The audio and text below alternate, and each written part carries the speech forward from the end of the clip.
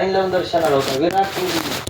अरे जो विराट कोहली त्याचा एक इंस्टाग्रामचा एक फोटो टाकायचे मीडियावाले कोण कोटी रुपये घेतो तो लाईन लावून दर्शनाला होता. आपल्या 3 एकराचा 2 गुंठ्याचा पुढे झेंडा लावला महाराज.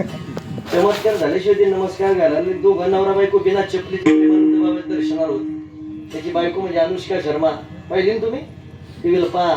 अनुष्का आपली बायको अनुष्का नसती शर्मा नसती महाराज. अनुष्का शर्माचा एका पिक्चरचा खर्च 700 कोटीच्या पुढे. सगळं सोडून देऊन तुळशीची पवित्र माळ गळ्यात घातली महाराज. चमत्काराशिवाय नमस्कार घातला काय विराट कोहली. ज्याच्या अकाउंटला सेकंदाला पैसे जमा होते सेकंदाला आपण महिनाभर मॅसेज पडत नाही आपल्याला. सेकंदाला कितीतरी कोटी रुपये श्रीमंतीच्या आधी जगात त्याचा 13वा नंबर लागतो महाराज. तो जर सगळं सोडून देऊन प्रेमानंद दर्शनाला देत असेल तर काहीतरी पावर असल्याशिवाय का. तर मी 5,500 पोरांचा ग्रुप बनवलेला पारनेर तालुक्यामध्ये. व्यसनापासून पोरांनी लांब राहायच्यासाठी माझा तो ग्रुप आहे. त्याच्यातले 150 पावणे 200 पोरं मी वृंदावनला पाठवली होती. पोरं दर्शन करून आल्यानंतर मला सांगत होते उगले महाराज तुमचं कीर्तन ऐकलं आणि त्यावेळेस तुम्ही सांगितलं होतं वृंदावनला गेल्यानंतर प्रेमानंद बाबाच्या दर्शनाला जा. आम्ही गेलो पण रात्री 1:30 वाजता गेलो म्हणे. पण रात्री 1:30 वाजता 25-30 हजार लोक दर्शनाला. रात्री 1:30 वाजता पावणे 2 वाजता प्रेमानंद महाराजांनी कुट्याच्या बाहेर पाऊल टाकलं म्हणे. ते महात्म्याने पिवळं वस्त्र परिधान केलं होतं. पावणे 2 वाजता कुट्याच्या बाहेर पाऊल टाकलं आणि 25,000 लोकांनी भजन चालू केलं. राधे राधे राधे राधे राधे राधे राधे बोल. रात्री पावणे 2 वाजता 25,000 लोकांनी भजन म्हणावं. अरे ज्या माणसाची डॉक्टरनी फक्त 2.5 महिन्याची गॅरंटी सर्टिफिकेट वरती टिपून दिली होती 17 वर्षापासून डोक्याच्या केसाला धक्का लागू दिला नाही. त्याला भगवंताच्या नामस्मरणाची ताकद म्हणतात. म्हणून तुझा विसर न व्हावा. तुकोबा का मागतात हे दान. तुकोबाला माहिती होतं कलियुगामध्ये शरीराचे सगळे पार्ट खराब झाले तरी जिवंत राहता येतं. पर्याय भगवंताचं नामस्मरण. उदाहरण प्रेमानंद महाराज. याच्या पुढचं उदाहरण देतो चला. बसलेल्यापैकी तुम्हाला बिगर खाता पिता जिवंत राहायचा सोपा उपाय सांगू का. कुणाला ऐकायचं करा बरोबर. सांगणार रुपये वाढव घेणार सगळ्यालाच ऐकायचं. कुणालाच मोर वाटत नाही. मला माहिती आहे कुणालाच मरण पसंत नाही. तुम्हाला मरण पसंत नाही तर मला तर अजिबात मरण आवडत नाही. तुमचं मला माहित नाही मला पण पसंत नाही. पण एक बोलू का गणेश महाराज 2 मरण श्रेष्ठ सांगितले शास्त्राने. 2 मरण श्रेष्ठ सांगितले हिंदू धर्माने आणि 2च मरण श्रेष्ठ सांगितले वारकरी संप्रदाय. कोणते 2 मरण. एक देवाचं नाव घेता घेता मरावं. देवाचं नाव घेता घेता मरावं नाही तर देशाचं रक्षण करता करता मरावं. बस 2च मरण. मला माहिती आहे कुणाला मरण पसंत नाही. बिगर सगळ्याला असं वाटतं आयुष्य वाढत राहावं. बिगर खाता पिता जिवंत राहायचा सोपा उपाय सांग. लिसन टू केअरफुली. एवढं वाक्य माझं सगळ्यांनी घरी नाही. तुमचा जो श्वास चालू आहे श्वासागणिक जर भगवंताचं नामस्मरण असेल तर काळाची ताकद नाही तुमच्याकडे पाहिजे. फक्त श्वासागणिक पाहिजे. तुम्ही श्वास आतमध्ये घेताय राधे राधे राधे राधे राधे. श्वास बाहेर सोडताय नारायण नारायण नारायण नारायण. श्वास आतमध्ये घेताय ओम नमः शिवाय ओम नमः शिवाय. श्वास बाहेर सोडताय राधे राधे राधे राधे राधे राधे. श्वासागणिक भगवंताचा नामस्मरण असेल तुम्ही 2 दिवस बिनान्न पाण्याच्या राहिले जिवंत राहू शकता. 1 महिना बिनान्न पाण्याच्या राहिले जिवंत राहू शकता. 6 महिने बिनान्न पाण्याच्या राहिले जिवंत राहू शकता. 1 वर्ष बिनान्न पाण्याच्या राहिले जिवंत राहू शकता. कोण राहिले जिवंत लैला आमचं उदाहरण देत नाही. नगरमध्ये 4 व्हीलर गाडी घेऊन जा. सोलापूर पंढरपूर रस्त्याला गाडी घ्या. मांदळी नावाचं गाव लागेल. आत्मा रामगिरी नावाचे साधू आहे. कित्येक वर्ष झाले काय नाही खाता पिता साधू जिवंत. ही ओरिजिनल नामस्मरणाची ताकद. कोण गेलं मांदळीवर जे गेले नाही त्यांनी एकदा जा. नाही युट्यूबला सर्च करून पहा. महाराज ज्याला जिवंत देव पाहायचं त्यांनी मांदळीत जा. मी अगोदर सांगितलं होतं मी पुराणातले उदाहरणं देत नाही. थोडं लेटेस्ट सांगतो मी तुम्हाला. ज्याला जिवंत देव पाहायचं त्यांनी मांदळीला जा. अरे 1 तास एका अंगावर झोपलो तर पाठीला कळ लागते आपल्या. कित्येक वर्ष झालं बाबा त्या अवस्थेमध्ये. 2 दिवस काय खाल्ल्यानंतर चेहरा सुरकुद्या पडते. आता एखाद्याशी उपयोग सगळ्या महाराष्ट्राला घोडात पाडले. तुम्ही सुद्धा घोडात आहे. आम्ही उद्याच धरली तुम्ही आजची धरली. पंचांगानुसार उद्याची आहे आणि कॅलेंडर नुसार आजची आहे. तुम्ही तरी काय करणार त्याला. फोनवरती आमचा संपर्क झाला. ते म्हणजे महाराज तिकडे फराळ म्हटलं ठीक आहे काय हरकत नाही. देव माफ करणार आहे. तो माफ करणार. तो दयाळू आहे महाराज. त्याच्याकरता आपण उपास करतो. तो माफ करणार आहे. पण तुमचं उद्या काल्याचा दिवस आहे. उद्या काल्याच्या दिवशी प्रसाद पण मग त्या निमित्ताने तुम्ही आजची धरली. बऱ्याच जणांनी आजची धरली. पंचांगानुसार उद्याची एखादच आहे. पण आता तुम्ही अर्धी एखादच धरू नका. ज्यांनी सोडले त्यांनी सोडून घ्या. आणि ज्यांनी स्वयंपाक बनवायला लक्षपूर्वक आहे का. उद्या काल्याचं महाप्रसाद आहे. उद्याच्या पेक्षा जास्त लोक या. माझं सांगणं आहे तुम्हाला. मला मुद्दा सोडून जायचं नाही. बसलेल्यापैकी बरेच जण मांदळीला गेला. महाराज साक्षात शंकराचा अवतार आत्माराम देवजी महाराज. साक्षात का बोललो मी तुम्हाला त्याचं कारण सांगतो. सिंधा नावाचं गावाचं कर्जत तालुक्यामध्ये कीर्तन केलं मी वर्ष श्राद्धाचं आणि येताना मी बाबांच्या दर्शनाला थांबलो. मी बाबांचं दर्शन त्या काचेच्या बाहेर करत असताना बाबा अभंग म्हणत होते. माझे माहेर पंढरी आहे भिवरीच्या तिरी. अभंग म्हणत असताना रणजित गांगर्डे नावाचा सेवक बाबांच्या समोर आला. बाबांना म्हणे बाबा काहीतरी पाणी वगैरे घ्या ना बाबा. बाबांनी सांगितलं रणजित मी काशीला जाऊन जेवण करून आलो. रणजित याच्यावर काय संदेश घ्यायचा. साक्षात शंकराचा अवतार आत्माराम गिरीजी महाराज एक कमिटीवाले लोक मला सांगत होते बाबा आता तरी मंदिरात पहिले जर झाडावर जर बसले 6-6 महिने खाली येत नव्हते. ऊन वारा पाऊस धारा नामस्मरणामध्ये सगळं सहन करायचे. एकदा तर रस्त्याच्याकडे उभं राहिले म्हणजे 2.25 महिने उजवा हातवरती करून नामस्मरणात. तसेच बाबांच्या आईने देव ठेवला महाराज आणि गावकरी बाबांना सांगायला गेले बाबा तुमच्या आई साहेबांनी देव ठेवला. बाबाच्या जागेवर उभं होते 13 दिवस त्याच जागेवर उभं होते. शेवटी गावकऱ्यांनी विधी केला आणि विधी करून गावकरी घरी आले. घरी पोहोचत नाही तर भर उन्हाळा चालू असताना धो धो धो धो पाऊस सुरू झाला. सगळीकडे पाऊस पडत नव्हता. ज्या जागेवर त्या आई साहेबांचा विधी केला तेवढ्याच जागेवर पाऊस पडत होता. सगळी माती होऊन गेली. मूठभर माती सुद्धा शिल्लक राहिली नाही. सामान्य माणूस जर या जगातून गेला ना 13 दिवसानंतर त्याच्या हस्त्याने राग गंगेला नेहून टाकली जाते. आत्माराम गिरीजी महाराज म्हणजे साक्षात शंकराचा अवतार. त्यांच्या आई साहेबांनी देह ठेवावा आणि लक्षपूर्वक ऐका. शंकर भगवंताचे जटादृश्य गंगा प्रगट व्हावी त्या गंगेने रूप धारण केलं. आई साहेबाला स्वतःमध्ये विलीन करून घेतले. साधू महात्म्याची ताकद आहे. एक मिनिट गाडी थांबवा बाबांच्या दर्शनाला जा. तुकोबाला माहिती होतं कलियुगामध्ये बिगर खाता पिता सुद्धा जिवंत राहता येईल. त्याच्यासाठी पर्याय काय भगवंताचं नामस्मरण. उदाहरण काय सद्गुरू आत्माराम गिरीजी महाराज. शरीराचे सगळे पार्ट खराब झाले जिवंत राहता येईल. पर्याय काय भगवंताचं नामस्मरण. उदाहरण काय प्रेमानंद महाराज. त्याच्यामुळं माझं पाया पडून तुम्हाला सांगणार आहे जगद्गुरु तुकोबा ज्यावेळी देवाच्या समोर गेले ना तुकोबाला ज्यावेळी जगाच्या बापाने विनंती केली काहीतरी मागा मागा मागा संधीचं सोनं केलं तुकोबानी पदरात तेच दान मागितलं. त्याचं वर्णन पहिल्याच्या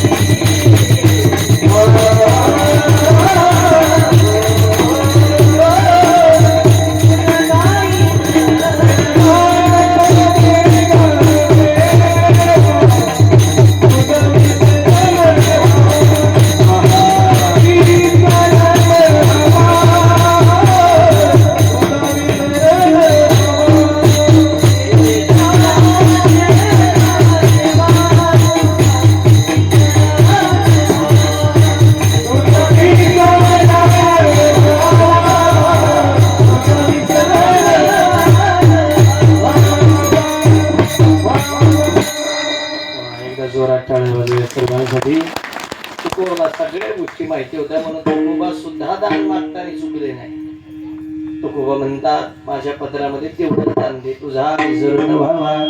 देवाला विसरलंय तर सगळे समाधानी महाराज, सगळे सुखी आहे.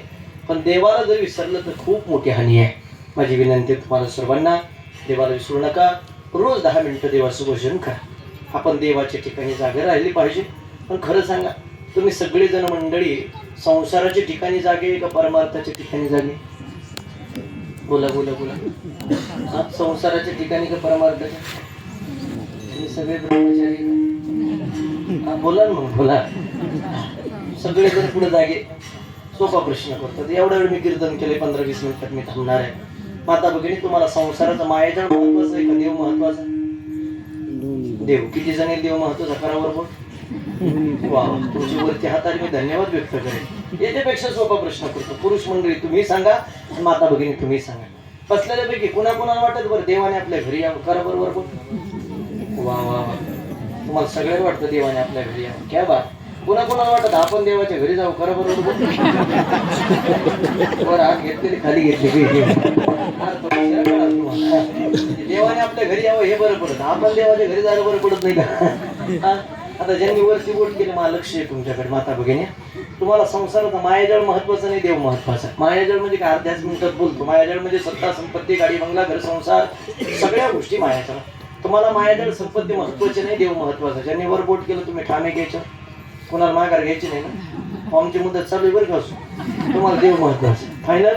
थोड्या वेळाने माझे कीर्तन संपेल. तुम्ही भोजन केलं, निघून निघाला. अर्धा किलोमीटर वरती तुम्ही पायी पायी चालत गेला. जात असताना रस्त्याच्याकडे तुम्हाला 2 मूर्त्या दिसल्या. एक रामाची मूर्ती, एक रावणाची मूर्ती. पटकन सांगा तुम्ही कोणती मूर्ती उचलता? रामाची. 100% रामाची. 100%. रामाची मूर्ती पितळाची आणि रावणाची सोन्याची. काळी वस्ती.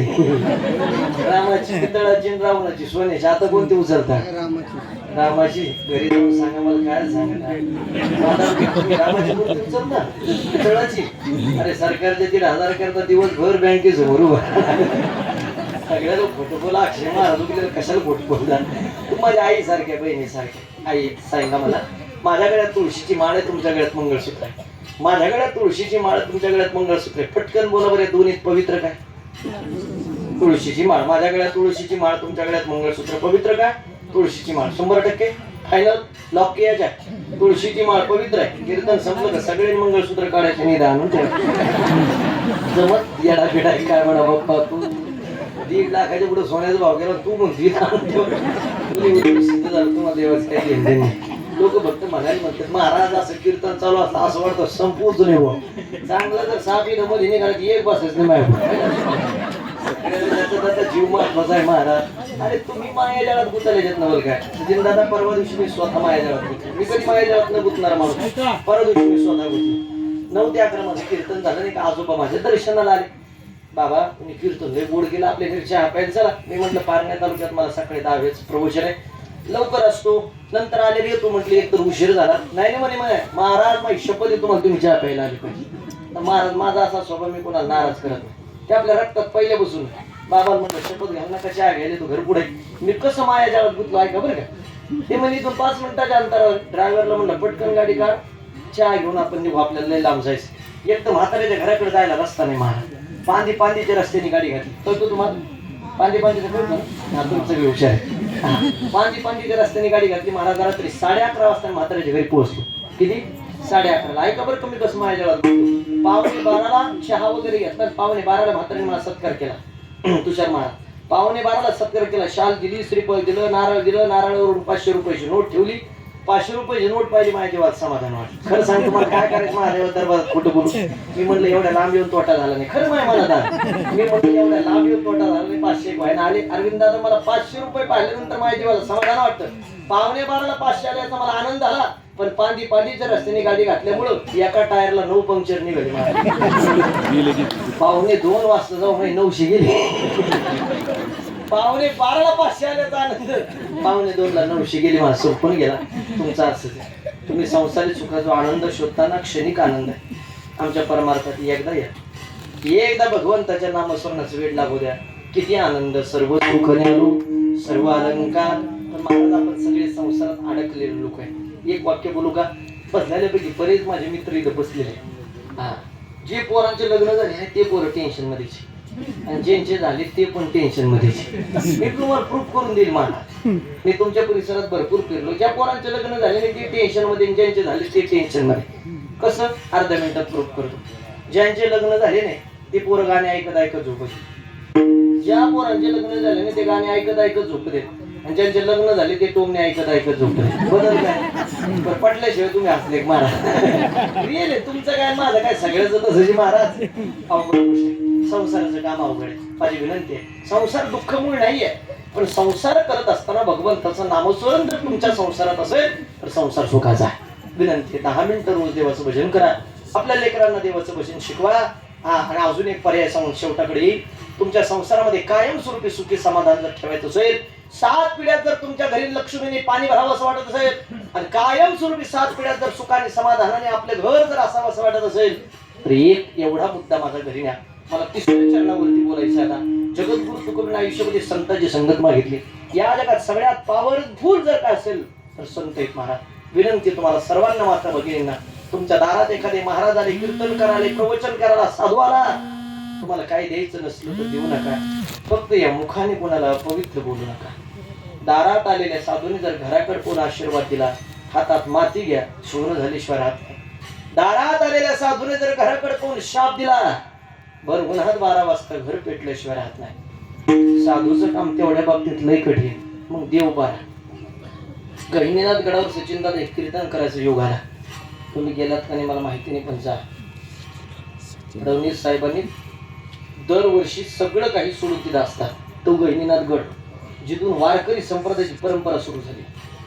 सद्गुरू संत वामनभाऊ महाराजांच्या गडावर मला कीर्तन करायचं योग आला. ते माझं परम भाग्य. किती ताकद, किती ताकद. 8 दिवस रुपये हॉस्पिटलच्या बाहेर काढायला थांबवण्याची ताकद जगात आजपर्यंत तेवढ्याच साधूने केली. बरोबर भगवान बाबाच्या पुण्यतिथीनंतर 8व्या दिवशी सद्गुरू संत वामनभाऊ महाराजांची पुण्यतिथी येते. वामनभाऊ महाराज तपस्वी होते. महाराज तपस्वी, किती तपस्वी. जप करणारे वेगळे, तप करणारे वेगळे. महाराज ज्याच्या मुखातून जपवाल्याने आशीर्वाद द्यावा आणि तपवाल्याने शाप द्यावा. किती तपस्वी. इंदिरा गांधी पंतप्रधान होत्या आणि पाथर्डी शहरात आले होत्या, आणि सन्मान सोहळा ठेवलेला असताना त्या व्यासपीठावरती सद्गुरू संत वामनभाऊ महाराज बसले होते, आणि अँकरिंग वाल्यांनी सहज पुकारलं होतं, देशाच्या पंतप्रधान माननीय इंदिरा गांधींचा सन्मान सत्कार सद्गुरू संत वामनभाऊ महाराज करते. पुष्पगुच्छ आणले, हार आणले, तुरे आणले, सगळं काही शॉल आणले. वामनभाऊ महाराजांनी सांगितलं मी नाही करणार सत्कार. देशाचे पंतप्रधान आहे, देशाच्या पंतप्रधानाला सत्कार टाळणं म्हणजे सोपी गोष्ट वाटली काय तुम्हाला? मी नाही करत म्हणे. का? आईच्या उदरातून जन्माला आलो तेवढा स्त्री जातीचा झालेला स्पर्श, त्यानंतर या शहराला सावली सुद्धा स्त्रीची माहिती नाही, मी करणार नाही. महाराज शब्दाने सुद्धा कोणी बोललं नाही व्यासपीठावर. एवढे तपस्वी होते का शब्द जर बाहेर निघाला तर जगाच्या बापाला कधी खोटा करता आला नाही त्यांचा शब्द. ते एकदा दिंडी घेऊन निघाले आषाढीला. मजल दर मजल केलं. जामखेडच्या अलीकडे पिंपळगाव नावाच्या गावात दिंडी मुक्कामाला थांबली. हनुमानजीचं मंदिर आहे, संध्याकाळची वेळ.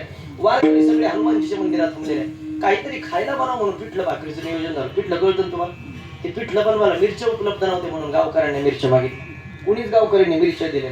वामनभाऊ महाराजांनी विनंती केली, पंढरपूरला चालल्या वारकरी, कल्याण होईल गावाचा आशीर्वाद आणि द्या कोणीतरी मिरच्या. एक गावकरी फुगिरीत बोलला महाराजांना, फुगिरीत तुमच्यासाठी मिरच्या पिकवले म्हणून. असे हजारो येते सगळ्यात देत बसायचे का नाही दिले महाराज मिरच्या. उपवास लोक हनुमानजीच्या मंदिरात वारकरी. सकाळी वामनभाऊ महाराज उठले, वारकऱ्यांना घेऊन निघाले. वेशीपर्यंत महात्माला असं गावाकडे वळून पाहिलं. त्या महात्म्याच्या मुखातून एक वाक्य गेलं, अरे माझा वारकरी रात्री या गावात उपवाशी झोपला, साध्या मिरच्या दिल्या नाही तुम्ही, नाही पिकवल्या आमच्यासाठी, नाही पिकवल्या. पुन्हा गावात जर मिरची आली तर नावाचा साधू नाही. आजही त्या गावात जायचं, आजही. आता उद्या जाऊ सकाळी इतकं झाड होते मिरची, खाली इतकं झाड होते मिरची, नुसते फुलं लागली खाली पडते, मिरची येत नाही त्या गावात झाडाला. 40 वर्षापासून अख्खं कृषी विद्यापीठ झटते त्या मातीला. किती फवारे आणले त्यांचे त्यांना माहिती, मिरचीच लागत नाही झाडाला. साधूच्या मुखातून गेलेलं वाक्य जगाच्या बापाला नाही खोटं करतायत. साधूच्या वाणीची ताकद आहे. विनंती, गेलात कधी गडावर मनोभावी दर्शन घ्या. त्याच्या पुढे कधी गेलात परभणी परिसर लागतो. परभणी परिसरात मोतीराम बाबा म्हणून एक नाव लिहून ठेवा. हे 2-4 साधू लक्षात ठेवा. मोतीराम बाबा. आता श्रावण महिना चालू आहे. तुमच्या परिसरात श्रावण महिन्यात आंबे येतात का? श्रावण महिन्यात नाही येत ना. मोतीराम बाबाला श्रावण महिन्यात आंबे खायची इच्छा झाली. एका शेतकऱ्याने म्हणे मला आंबे खायचे. शेतकरी म्हणे बाबा या दिवसात पुढे आंब्याला आंबे राहते. जाईन म्हणतो रानात बाकी काय पंचायती करतो. शेतकरी रानात गेला, पाहतो आंब्याला आंबे. आश्चर्य वाटलं शेतकऱ्याला. आंबे तोडले, मनसोक्त आंबे खाल्ले. मोतीराम बाबाने हात वरती केला, मुखातून काय वाक्य गेलं देव जाणे. पण त्या दिवसापासून आज त्या गायब त्यांच्या गावात नाही, तालुक्यात नाही, जिल्ह्यात नाही, महाराष्ट्रात नाही, जगात एकच गाव असं आहे मोतीराम बाबाचं गाव. आसपास खेड्यात सुद्धा नाही. मोतीराम बाबाच्या गावात श्रावण महिन्यातच आंब्याला आंबे येतात. निसर्गाच्या विरोधात कार्यक्रम करून दाखव ना साधूचे वाढले. मोतीराम बाबाच्या पायाला जखम झाली का पायाला, आणि त्या जखमेत आळही झाली. आपल्यासारखेने काय केलं असतं मुसलमान, आपल्यासारखेने काय केलं असतं, ते आळही काढून टाकली असतील ना. मोतीराम बाबा सकाळी उठायचे, त्या जखमेतल्या आळईला साखर टाकायची. याला साधू म्हणावं. ज्याला चेहरा देव दिसतो त्याला साधू म्हणा. खोंडाजी बाबा डेरे नावाचे साधू जुन्नर परिसरामध्ये घेऊन गेले. दिसल त्याच्या पाया पडायचे. आता तसं डॉक्टर महाराज आपल्या परिसरात नाना महाराज वनकुटीकर नावाचे एक साधू होऊन गेले. पारनेरवरती नितांत प्रेम, त्यांच्यामुळे सगळीकडे परमार्थ आहे. माझं सांगणं आहे. बबन महाराज पायगुडे नावाचे एक साधू होऊन गेले. त्यांच्यामुळे तुमच्या तालुक्यात मी फिरत असताना मी अभ्यास केला. त्यांची खूप कृपा आशीर्वाद आहे आपल्या तालुक्यावरती. तशी पराशरांची पुण्यभूमी म्हणून पाळणार आहे. तिथं जास्त युग अहंकार चालत नाही. उगले महाराजांचे पाय जमिनीवर म्हणून 10 वर्षापासून मला लोकांनी स्वीकारले. हवेत गेलेल्या माणसाचा पत्ता कट होतो. महाराज हे पारनेर म्हणते त्याला. या तालुक्यात हवेत जमत नाही. माझं वाक्य लिहून ठेवा तुम्ही सगळ्यांनी. पराशरांची पुण्यभूमी, 33 कोटी देवता पराशरांच्या दर्शनाला पारनेर तालुक्यात आलेल्या आहे. 33 कोटी देवता महाराज. जगाचा बाप भगवान शंकर पराशरांच्या दर्शनाला आले. जगाचं कुलदैवत खंडोबा दर्शनाला आले. पण आज मला तिकडे वैसे न्यायचं नाही. मला फक्त सांगणे तुम्हाला. मी सांगत होतो मोतीराम बाबाचं उदाहरण. महाराज जखमेत आळई झाली. सकाळी उठावर बाबाला ते आळईला साखर टाकाय. एक दिवस असं झालं, बाबांना अशी झोप लागली. तुषार महाराज त्यांचा शिष्य पुढे बसलेला. त्यांनी काय केलं, ती आळई काढली, फेकून दिली. बाबांना जाग आली, लक्ष केलं जखमेत. कोणी काढली म्हणे आळई. ज्याने आळई काढली असं आळई तर पुढून मारायच्या अगोदर ते तर पुढून मरे. शहाणा असला तर आळई पुन्हा जखमेत आणून टाक, पुन्हा आळई सापडली जखमेत आणून टाक. कालांतर जखम मोठी झाली. डॉक्टरने सांगितलं पट्टी केली. जी पट्टी केली त्या पट्टीचं 1 कोटी रुपयाचं मंदिर आहे. त्या आळईचं सेपरेट मंदिर आहे, जखमेचं सेपरेट मंदिर आहे. किती बोलू. रात्र संपेल माझ्याकडचे उदाहरण संपायचं निघड्यावर. मी वाशिमकडे गेलो होतो. तो नावाचं गाव आहे. तुमच्या गावाचं नाव जसं नाही बरोबर आहे का नाही, तसं तुमच्या गावाचं नाव तसं एकच अक्षरी गाव आहे तो म्हणून. वाशिमच्या शेजारी महाराज मंगेश महाराज जाधव माहित नाही तुम्हाला, त्यांचं गाव ते. माझं कीर्तन झालं वादळ तिकडे 9 ते 11 कीर्तनाची प्रथा. मी तिथे गेलो. सरपंच म्हटलं तुम्ही काय बोलले एवढ्या लांब मला. ते म्हणजे काय झालं म्हणलं, एक तर 9 ते 11 मी कीर्तन घेतच नाही आणि एक तर लांबची घेतच नाही. म्हटलं तुम्ही कशाला बोला, आपण काय पैसा बांधाय नाराज एक म्हणे. महाराज काय झालं काय. मी म्हटलं तुम्ही म्हटले 7 ते 9 पंगत होणार, या मंडपात सगळे लोक जेवणार, 9 ते 11 माझ्याकडे कोण बसणार म्हणून कशाला बोलवलं तुम्ही एवढं. ते म्हणे एकदा लोकांची गर्दी बांधून कीर्तन काय. 9:15 वाजता मी फेटा बांधून गेलो. महाराज माहिती नजरपुराने एवढे लोक, नजरपुराने एवढे लोक, याच्यापेक्षा भयानक डोंगर. पण एवढे लोक महाराज 11:15 वाजता मी कीर्तनाला थांबवलं आणि त्या कमिटीच्या अध्यक्षाला बोलून घेतलं. म्हणलं अध्यक्ष एवढ्या उशिरा एवढे लोक कस काय थांबत येतो. एवढ्या उशिरा 11:30 वाजलेत म्हणलं रात्री, एवढे लोक कसले थांबत तिथं. ते उगले महाराज इथं संत मैनागिरी महाराजांची संजीवन समाधी, नाव लक्षात ठेवा. मैनागिरी महाराज, संत मैनागिरी महाराजांची संजीवन समाधी म्हणे इथं. या सप्त्याला परिसरात कोणीच नावं ठेवत नाही. या सप्त्याला परिसरात कोणीच नावं ठेवत नाही म्हणे. जो संध्याकाळी नाव ठेवून तर सकाळपर्यंत जित राहत नाही दादा, ऐकताय ना. जो सकाळ नाव ठेवून तर संध्याकाळपर्यंत जित नाही, संध्याकाळ नाव ठेवून तर सकाळपर्यंत जित. मी तुम्हाला सरपंच नंबर देतो गड्या. कीर्तन संपल्या स्पीकरला फोन टाका बोलले की नाही पुढे ऐका. त्या अध्यक्षाने मला सांगितलं उगले महाराज 7 ते 9च्या पंक्तीला जर गडी इथं मंडपात जेवला म्हणे बिगर कीर्तन ऐकता घरी जायची ताकद नाही म्हणे. जर एखादा गेलाच तर जाताच गेला. मला असं वाटतं आपल्या पट्ट्यात यांचं व्हायला पाहिजे. जसं तसं याचा टाइम यायला लागला तसे लोक वाढायला लागले. तरी पण त्या मनाने बरे डोंगराच्या मनाने. सगळ्यांचं धन्यवाद महाराज. आता कीर्तन 7 ते 9 झाले चिंता. पहिले कीर्तन 9 ते 11 असायचे माझ्या आजोबांच्या काळात. माझ्या आजोबाच्या वेळेस कीर्तनात जायचे त्यावेळेस 9 ते 11 कीर्तनाची प्रथा असायची. आता 7 ते 9 झाले. तुम्ही सगळ्यांनी महाराज लोकांचं आयुष्य वाढवलं. मी तुमच्या सगळ्यांचे धन्यवाद व्यक्त करतो.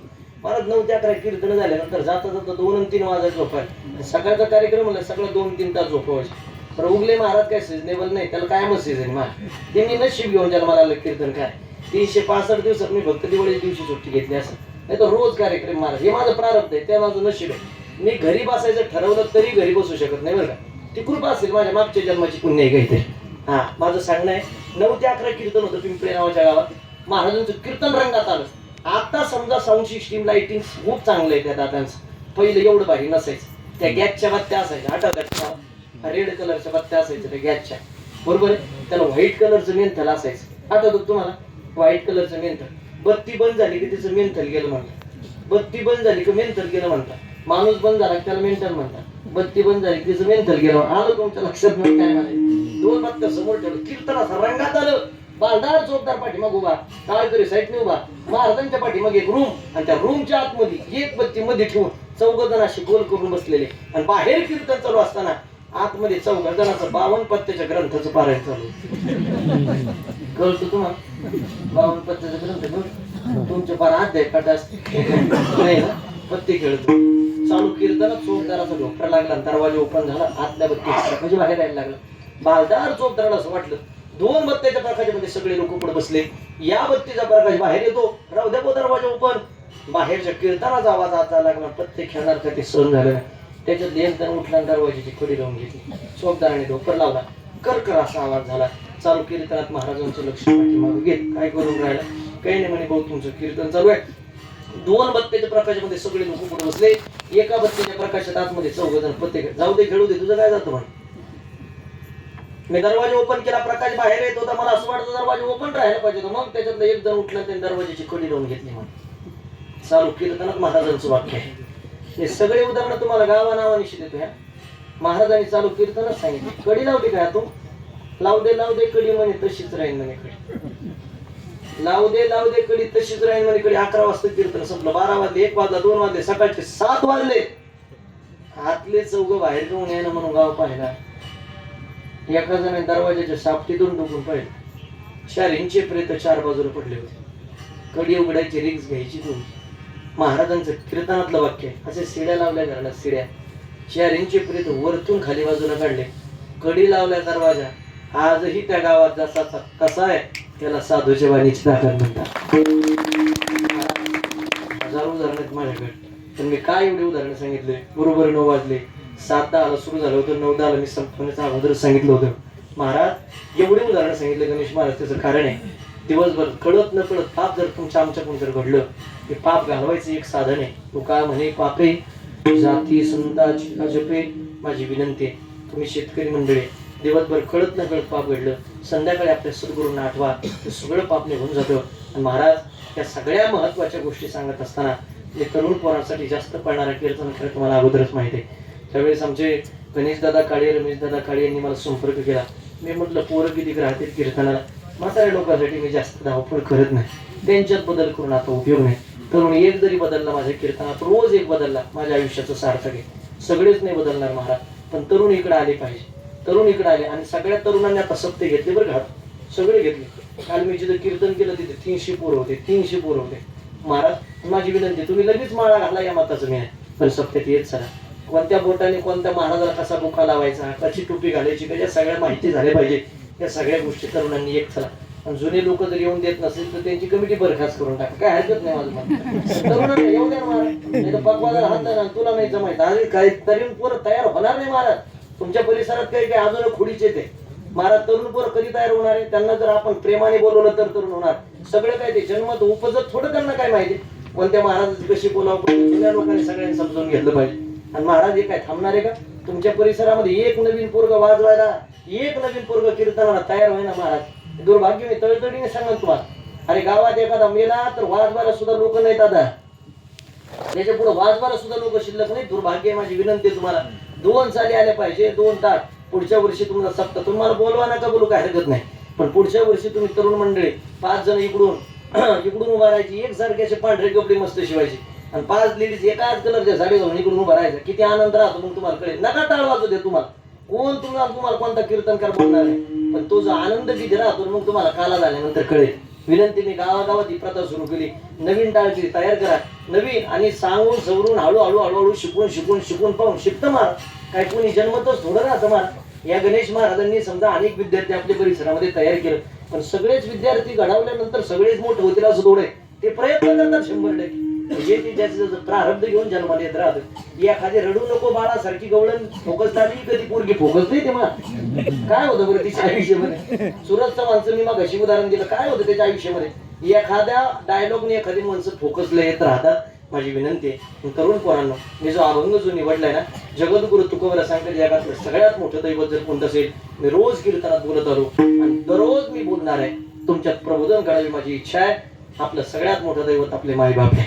आणि माझी विनंती आहे तुम्हाला सर्वांना, मी त्या दिवशी आळकुटीला तुम्ही काळे परिवाराने माझा कार्यक्रम ऐकला, त्या दिवशी मी बोललो, मी कायम बोलत आलो. कारण परिवर्तन करायचं असेल तर कायम त्या विषयावरती बोलणं गरजेचं आहे. एकदा सांगून उपयोग होत नसतो महाराज. मी रामलिंग नावाच्या गावात एक कार्यक्रम केला शिरूर तालुक्यामध्ये.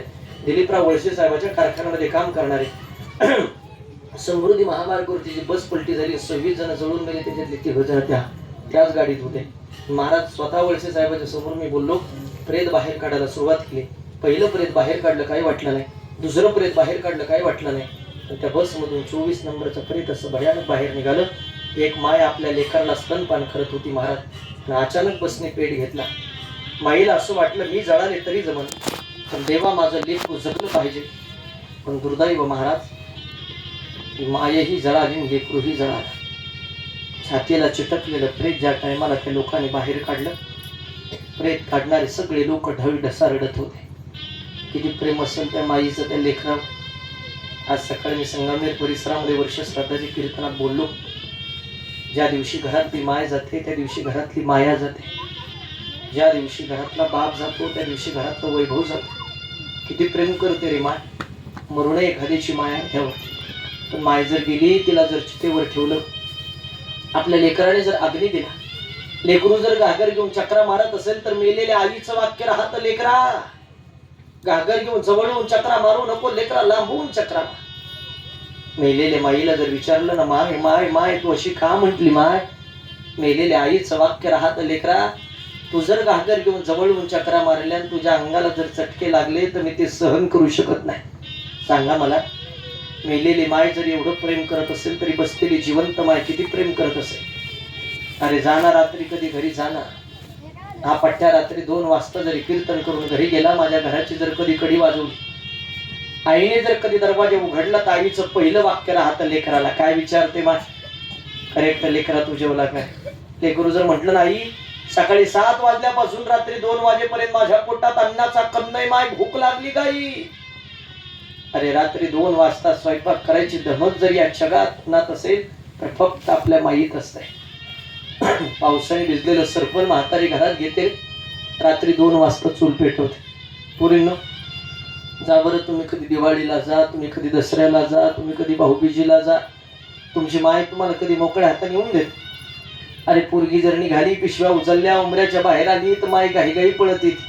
गहू देईल, बाजरी देईल, ज्वारी देईल, कांदे कुठं द्याय सारखी गोष्ट आहे. किलो भरकं व्हायला कांदे देते पोरीच्या पिशे. नातवाला भूक लागू नये भुईमुगाच्या शेंगा भाजून देईल, गुळाचा खडा देईल, नातवाचे 2-4 मुके घेईन, त्याच्या हातात कपडे घ्यायला 10-10, 20-20 रुपये तरी देईन. त्याने कपडे येत नसते, पण आईची वेडी माया. त्या माय बापाचं सगळ्यात जास्त प्रेम जर या जगात कुणावर असेल तर आपल्या पोरीवरती असते. पुरुष मंडळी 5 मिनिटात माझं कीर्तन संपलं, तुम्ही इथून बाहेर निघाले का प्रत्येकाने आपल्या पोरीला फक्त एक फोन करायचा. तुम्ही हॅलो जरी म्हटलं नाही, हॅलो, तुमचा आवाज जरी छोटा आला तर पोरगी विचारते, बाबा तुम्ही आजारी एक काय बाबा. बाबा आवाज छोटा येतो म्हणजे तुमचा कसा बसलं वाटतं. बाबा खरं सांगा, दादा काही बोलला काय, घरात काही किरकिर भांडणं झाली काय, एवढ्या रात्री तुम्ही फोन केला, 100% काहीतरी घडलं. आता भेटायला येऊ का दादा, तुम्हाला व्हिडिओ कॉल करू का दादा. सगळ्यात अगोदर बापाचं दुःख जर या जगात कुणाला कळत असेल तर आपल्या पोरीला कळतं. 10 लाखाचं कर्ज बापाच्या डोक्यावरती असू द्या, त्या बापाला रडताना अजून पाहिलं नाही महाराज. बाप आयुष्यात एकदाच रडतो. कधी करेक्ट ज्या दिवशी आपल्या पोरीला पाहुणे पाहिले येतात, हॉलमध्ये जर पाहुणे प्रश्न विचारित असेल, उभे आयुष्यात बापाने कधी पांडुरंगाचं तोंड पाहिलं नाही. तो बाप देव घराच्या समोर जातो, देवाला दंडवत घालतो, बापाच्या मुखात वाक्य असतं, देवा तुझ्या भरोश्यावर पोरगी त्या घरात देतो. मला माहिती नाही पाहुणे कसे, मला माहिती नाही स्वभाव कसा आहे, उद्या काही बरं वाईट झालं त्याला जबाबदार तू राहशील. तेव्हा ऐका ना दादा, पाहुणे निघून जातात, संध्याकाळी पाहुण्याचा फोन येतो, पाटील तुमची पोरगी गोड दिसायला पसंत आहे, तयारीला लागा. बापाच्या पायाखालची जमीन सरकते, डोक्यावरचं आकाश फाटतं. आनंद तेवढा, दुःख तेवढं झालेलं असतं का. मला बाबा म्हणून आवाज देणारी काळजाचा तुकडा, एका महिन्याने मला सोडून जाईल. कोण मला विचारन बाबा चहा करून देऊ का? कोण मला विचारन बाबा गोळी घेतली का? पुरीच्या लग्नाकरता मंडपवाल्याच्या पाया पडणारा बाप असतो महाराज, किराणा दुकानदाराच्या पाया पडणारा बाप असतो, सावकाराच्या पाया पडून नेते मंत्री आमदार खासदार सगळ्याच्या पाया पडणारा बाप. लग्नाचा दिवस होऊ द्या, मंगल कार्याच्या कोपऱ्याला जातो, तोंडामध्ये रुमाल कोंबून ढळ ढसा रडतो का बाबा म्हणून आवाज देणारी काळजाचा तुकडा. तेव्हा संध्याकाळी मला सोडून जाईल. कोण विचारण जेवले का? कोण विचारण गोळी घेतली का? तरुण पोरांना सांगणे उगले महाराजाचं कीर्तन ऐकून घरी जा. तुमचा बाप जिवंत असेल त्याच्या पारी एकदा डोकं ठेवून त्याला कडकडून मिठी मार. बाप म्हणून काय बदल झाला बापोरा? कोपरी फाटेपर्यंत आपल्यासाठी काम करणारा बाप असतो महाराज, चप्पल झिजेपर्यंत आपल्यासाठी काम करणारा बाप असतो. जिवंतपणे समाधानी ठेवा. पोरांना तुमच्याकडे जर बुलेट गाडी असेल ना, उगले महाराजच ऐका. घरी गेल्यावर बापाला बुलेटवर पाठीमाग बसवून त्याला मला खांद्यावर हात टाक. त्या हाताची किंमत बाप गेल्यानंतर तुम्हाला कळेल. बापाचं हसणं रेकॉर्ड करून घ्या, बापाचं बोलणं रेकॉर्ड करून घ्या. हजारो लोक मायबाप गेल्यानंतर मी ढसा रडताना पाहिली. विनंती बसलेल्यापैकी पुरुष मंडळी, मी तुमची तर पुन्हा कीर्तनाला येईल नाही येईल तो भाग्य सोडून, पण तुम्ही जर भाऊ असाल, पैसा कमी कमवा पण एका विचाराने राहा. तुम्ही भाऊ घराने वेगळं राहा, काय म्हणणं नाही, चुलीने वेगळं राहा, काय हरकत नाही, विचाराने एकत्र राहा. दोन भावाला एका ताटात जेवताना पाहिलं तर माय बापाचं 10 वर्षाचं आयुष्य वाढतं. त्याच दोन भावाला दिवसभर भांडणं करताना पाहिलं तर माय बाप 10 वर्ष लवकर मरतील. वस्तुस्थिती आता बघीन, तुम्ही माझ्या आईसारख्या बहिणीसारख्या. तुमचा भाऊ एखाद्या ठिकाणी चुकला असेल, त्याची चूक पदरात घ्यान बोला त्याच्याबरोबर. सत्ता संपत्तीवरून भाऊ बहिणी एकमेक संग बोलायला तयार नाहीत. मेल्यानंतर आपल्याला पुळका येतो, जीवतपणे कोणी कोणाला समजावून घ्यायला तयार नाही. कोण म्हणतं लोक बदलत नाही. सचिन दादा बसलेला की 50 लोकांकडे माझे मोबाईल नंबर सेव्ह आहेत. सकाळपासून बऱ्याच जणांनी मला फोन केला, किती वाजता येणार आहे, काय येणार आहे, जेवायला येणार आहे का. तुमचं सगळ्यांचं माझ्यावर प्रेम आहे.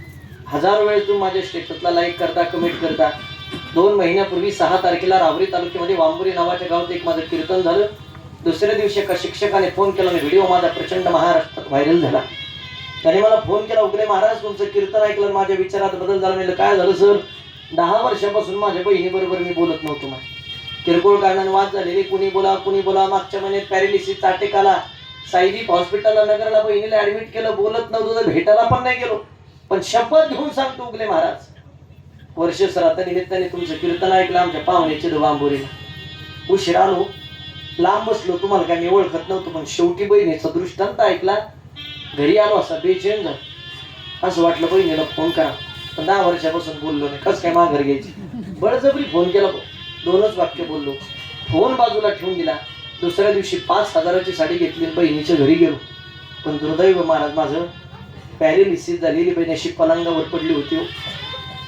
तिचे हातपाय हलत नव्हते, तिला मुखाने बोलता येत नव्हतं. तिची अवस्था पाहिली, माझ्या डोळ्यात पाणी आलं.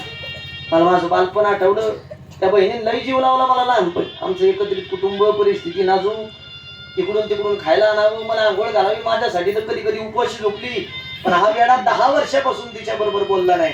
आणि आता बोलावं म्हटलं तर बहिणीलाच बोलता येत नव्हतं. घाईघाई तिच्या माने खालून हात घातला, बहिणीची मान माझ्या खांद्यावरती टाकली आणि आम्ही बहीण भाऊ हमसून धुमसून रडलो. 10 वर्षानंतर 2 बहीण भाऊ उगले महाराजाच्या कीर्तनानंतर एकत्र येत असतील तर याच्यापेक्षा काय पुण्य कमायचं उगले महाराजांनी. विनंती तुम्हाला सर्वांना, राग, द्वेष, व अहंकार 2 मिनिटं बाजूला ठेवा. 4 भिंतीच्या एकमेकाच्या पाया पडा, गुण्या गोविंदाने राहा. नाही पैसा कमवणं म्हणून कुणी सोन्याच्या भाकरी खात नसतं. नाही पैशावर लोक मी जवळून पाहिजे, कमवून ये मताचं मी नाही. अजित दादा पवार नावाचा माणूस या जगातून गेला. चिंदाड्या झाल्या दादाच्या शिराच्या. बारामती महाराष्ट्राने आमच्यासारखे महाराज लोक रडले त्या अजित दादासाठी. काय कमी होतं अजित दादाला? काळ वेळ आल्यानंतर एवढ्या मोठ्या माणसाचं काही होत नसेल. आपण किरकोळ लोक आहेत. 20 तारखेला त्याचा दावा झाला. वाडेगावांचा सरपंच, माझा जवळचा मित्र किशोर यादव इंडेवर गाडीत गेला. दुपारी त्यांनी स्टेटस टाकलेले महाराज, ग्रामपंचायतले सगळ्या संघ भेटीगाठीची स्टेटस टाकलेले. त्याच्या स्वप्नात तरी आला असेल की संध्याकाळी असं होईल म्हणून. विनंतीला कधी कोणाचा शेवटचा दिवस आहे काय माहिती महाराज? विनंती. आणि 1 मिनिट शेवटचा सगळ्यांनी घरी न्या. मला फोन करून सांगा. युट्यूबला अक्षय महाराज उगले नाव टाका, इंस्टाग्रामला कुठेही नंबर भेटेल. नका फोन करू. परिसरात मी कुठं जरी आलो, मला हक्काने हाताला धरून सांगा, मेसेज करा. उगले महाराज तुम्हाला आदरणीय गणेश दादा काळे, रमेश दादा काळांनी तारीख घेतली म्हणा. डोंगरावरच्या महादेवाचे तिथं तुम्ही संदेश दिला म्हणा. उद्यापासून प्रत्येक पुरुषाने आपल्या सख्या बहिणीला, रक्ताच्या बहिणीला दररोज एक फोन करायचा आणि 2 प्रश्न विचारायचे. पहिला प्रश्न विचारायचा बहिणीला जेवण केलं का, आणि दुसरा प्रश्न विचारायचा पाहुण्याची तुझी तब्येत बरी आहे का. बिचाऱ्या बहिणीला मरेपर्यंत इच्छा असते माय भावाने 2 शब्द माय संग प्रेमाने बोला. गड्या तुमचं जर ऍक्सिडेंट झाला ना बघा, माय बापानंतर पहिल्यांदा पैसे घेऊन पळत येणार जर या जगात कोण असेल तर आपल्या रक्ताची बहीण असते. तिला माहिती झालं ना हायवेवर ऍक्सिडेंट झाला, नगरला ऍडमिट केलं, लोकांची तर रोजाने जाणारी बहीण हाई त्या साडीवरती पळ सुटते, डॉक्टरच्या पाया पडते, डॉक्टरला सांगते कितीही पैसे लागू द्या माझा भाऊ जगला पाहिजे. त्या बहिणीवर प्रेम करायचं शिका. मी जर माझ्या बहिणीला कधी 1000 रुपयाची साडी घेतली ना, ती दुकानात जाते 4000 रुपये त्याच्यात टाकते 5000ची साडी घेते, पण तिच्या सासू सासऱ्याला मिरवून सांगते माझ्या भावाने मला 5000ची साडी घेतली, माझ्या बापाने मला 5000ची साडी घेतली. भावाचं आणि बापाचं नाव कधीही धुळीला घालीत नाही. त्याला रक्ताची बहीण म्हणतात. त्या बहिणीवर प्रेम करायचं शिका. आणि आता रक्षाबंधन आलंय ना, 2-4 दिवसावरती आलंय.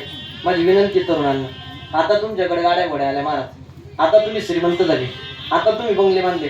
तुमच्या अगोदरच्या काळाला तुमची बहीण जर स्टँडवरती उतरली, तुमचा बाप स्टँडवरती तिला आणायला जायचं बसमधून आणि बसवायला सुद्धा जायचा, आणि जाताना तुमच्या आईबापाने पोरगी जरी निघाल्यानंतर 100-200 रुपये तिच्या हातात द्यावा आणि तिला सांगावे राहू दे. बरोबर आहे का नाही.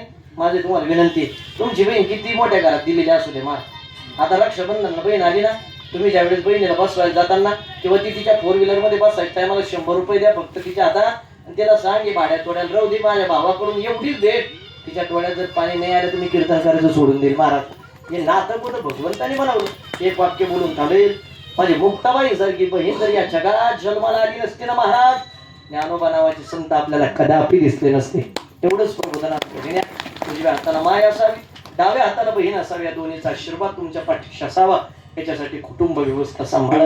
तुमच्या सर्वांच्या वेळात पाणी आलं माझ्या मी दिलगिरी व्यक्त करेन, पुरुष मंडळी दिलगिरी व्यक्त करेन. रडवण्याचा उद्देश नाही. बसलेल्यापैकी कोणी कोणावर भांडणं केली असेल, वाद घातले असेल, एकमेकांसंग बोलत नसाल, उगले महाराज संदेशा त्याची माफी मागा. 4 भिंतीच्यात पाया पडल्याने काही फरक पडत नाही. राग द्वेष अहंकारासाठी नरते नाहीये.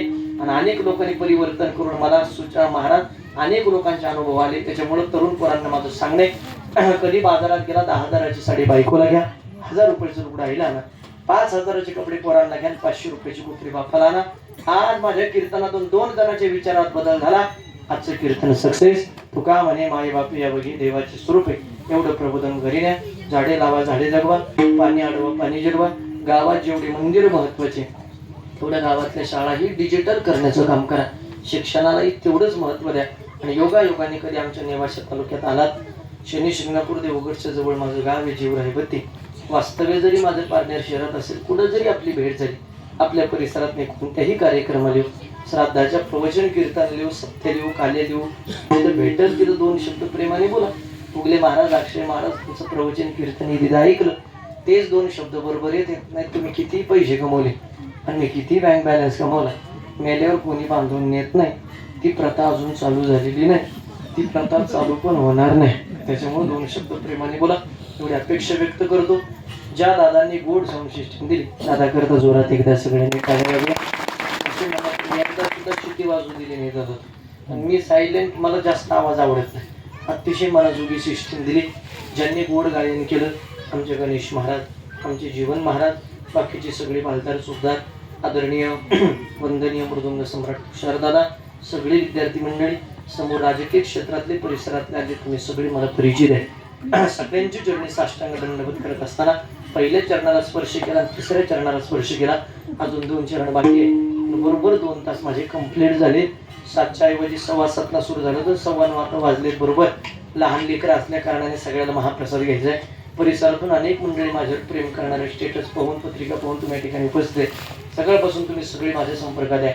आदरणीय गणेश दादा काळे, आमचे रमेश दादा काळे, आमचे पोपट दादा खाले, हे सगळ्यांनी संपर्क करून संत पूजन आज त्यांनी घेतलं, त्यांचे धन्यवाद व्यक्त करतो. जगद्गुरु तुकोबाराय म्हणतात, तुझा विसर जर नाही झाला, गुण गायन आवडी माझी सर्व जोडी. मग माझ्या आयुष्यामध्ये संताची संगत दे. धनधान्य नाही दिलं तरी जमन, संताची संगत दे. 3 गोष्टी जर देवा तुम्हाला दिल्या, मी पुन्हा पुन्हा जन्म घ्यायला तयार आहे. तुका म्हणे गर्भवासी सुखी घालावे अमासी. हात वरती करा मोठ्या प्रेमाने. अर्धा मिनिट परिसरामध्ये 4 किलोमीटर अंतरावरती आपल्या सगळ्यांना कळालं पाहिजे, या डोंगरावरती एवढा मोठा सप्ताह सगळ्या तरुण मंडळीने एकत्र येऊन केला. एका रिदम मध्ये सगळ्यांनी टाळ्या वाजवा. मी सांगतो तसा 1 2 1 2 शाबास शाबास शाबास.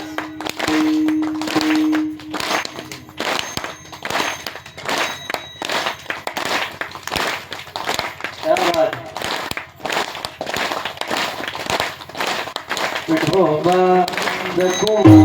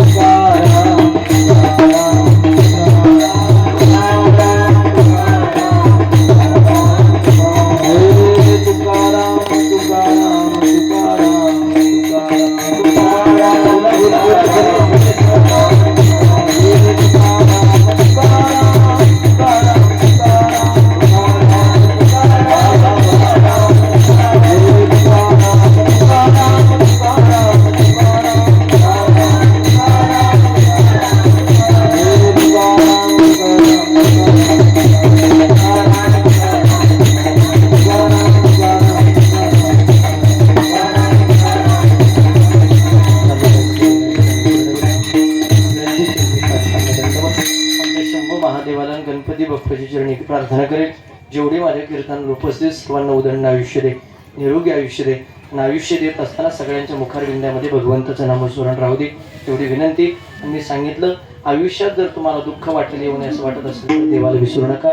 संध्याकाळी झोपायच्या अगोदर 1 मिनिट देवाला हात जोडा, 5 गोष्टी देवाला सांगा. मी आल्यानंतरही सांगितलं ना, आता पुन्हा एक सांगतो. संध्याकाळी झोपायच्या अगोदर देवाला हात जोडा. दिवसभर माझा श्वास चालू ठेवला देवा तुझे धन्यवाद. पोटापुरतं अन्न दिलं देवा धन्यवाद. शरीराचे सगळे पार्ट चालू ठेवले देवा धन्यवाद. आसपासचे सगळे माणसं माझे नातलग जिवंत ठेवले देवा धन्यवाद. उद्याचं काय होईल सांगता येत नाही. आजचा दिवस माझ्या पुढे गुलाबीने घातला. देवाचे आभार मानून झोपत जा आणि उठल्यावरती देवाचे आभार मानत जा. पुढे विनंती करतो. राजकीय क्षेत्रात ज्यांनी मला हात घातला माझ्यावरती नितांत प्रेम करणारे सचिन दादा तुम्ही या ठिकाणी उपस्थित आहे. आमचे अरविंद पीटर बाकीचे सगळे कमिटीतले काम करणारे तुम्ही सगळे मला सगळे महत्त्वाचे. वैयक्तिक कुणाचं आहे तुम्ही आल्यानंतर सांगितलं नामोल्लेख करू नका. महाराज इथं आणि सगळ्यात महत्त्वाची गोष्ट महादेवाच्या दरबारात सांगतो. आपल्याला मोठं करणारा महादेव नारदाच्या गादीवर सांगतो आणि महादेवाच्या दरबारात सांगतो. इथे एकदा 1000 रुपये देऊन पहा. एका वर्षाच्या तुमचे 10,000 नाही झाले तुम्ही कीर्तन करायचे सोडून देणार. तुम्हाला किती मोठं करायचे त्याच्या हाताने. त्याच्यामुळं दान द्या धन मिळेल पण ध्यान करा भगवंत मिळेल. या हाताने देवा करता दिल्याने देव काही कमी पडू देत नाही एवढी विनंती करतो. उद्याची सूचना सांगितल्याशिवाय कोणी जागा सोडायची नाही. सगळं पूर्ण विठ्ठल जय जय.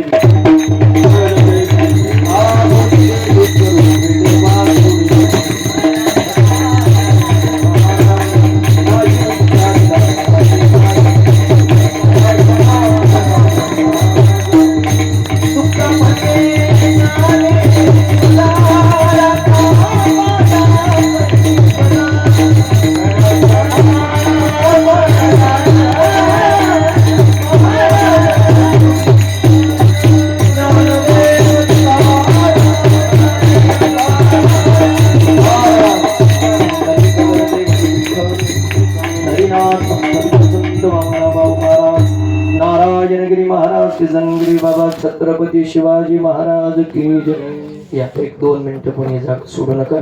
जोपर्यंत ते सांगत नाही तोपर्यंत जागा सोडू.